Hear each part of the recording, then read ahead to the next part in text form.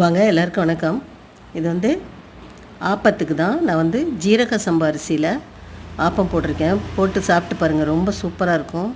அப்படியே சாஃப்டாக வரும். அதுக்கு நான் 2 டம்ளர் போட்டுட்டு 2 டேபிள் ஸ்பூன் கிட்ட உளுந்து போட்டுட்டு நல்லா ஒரு 4-5 தடவை கழுவிட்டு மூடி வச்சுருங்க.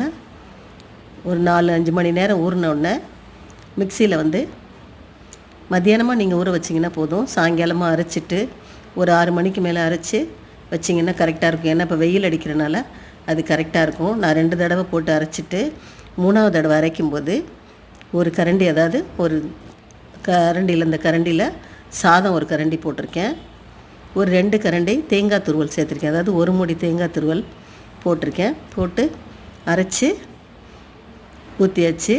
அதில் உப்பு போட்டது வீடியோ மறந்துருச்சு. அதனால் ஒரு ஸ்பூன் உப்பு போட்டுட்டு ஒரு ஸ்பூன் சுகர் போட்டிருக்கேன். போட்டு நல்லா அதை கை வச்சு கலக்குனா தான் அது நல்லா காலையில் பொங்கி வரும். அப்போ தான் பஞ்சு மாதிரி வரும் ஆப்பம். நல்லா கை வச்சு நல்லா கலக்கி விடுங்க. கலக்கிட்டு மூடி வச்சுருங்க. மூடி வச்சுட்டு பாருங்கள் காலையில் எப்படி பொங்கி இருக்குன்னு. நல்லா இதுதான் ரொம்ப முக்கியம்.